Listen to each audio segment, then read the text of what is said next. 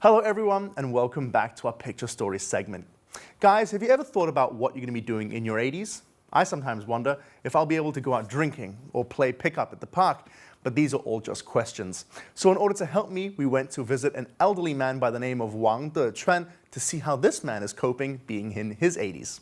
So enough talking from me, why don't we go and check out some brilliant photos provided by the brilliant Jia Ping.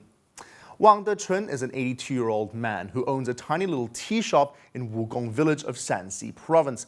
And this wee place along the road has been a local favorite for years. So what's the magic behind this man's tea? The way he makes tea is different to the way we normally would go about it.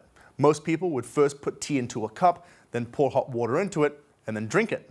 But what Mr. Wang does is called Zhu Lao Cha, which is boiling the water and the tea at the same time. Now, the skill is so rare that even our photographer, who has seen a lot, was shocked. So we asked him what his secret was, and he told him that all you need to do is put 2 times the amount of tea leaves that you would normally put, and the rest is all done with experience and taste. So I guess he didn't want to give away too much. Well, as we know, China and tea have a strong affiliation. So anyone living here for several years, I'm sure will have some knowledge about Chinese tea. I mean, I can name a few ones, and I don't even drink that much. You got the Westlake Longjing tea, the Huangshan Maofeng tea, the Qimen black tea, as well as the Tieguanyin tea.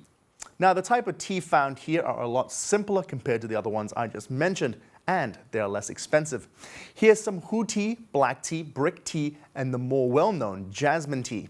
One thing we've learned by talking to Mr. Wang is that although the type of tea is what determines taste, the boiling process is essential in helping the taste reach its full potential. If you look at this picture here, apparently the way it is bubbling right now means that it is when the tea is at full flavor. So when we wanted to know a little bit more about this tea guru, we asked him what a normal day for him would be like. He said that when he has customers, he will firstly get his pots and bring them out to his customers. Then he will use a bellow to help start a fire under the pots. Then, just using his wooden stick, he will start stirring the tea. He says that the best part of his day is when people are around him enjoying his tea. He also said that he is at his happiest when he gets to talk with his customers. So we talked to a customer as well, and he said that sometimes when you drink, you feel quite drunk afterwards.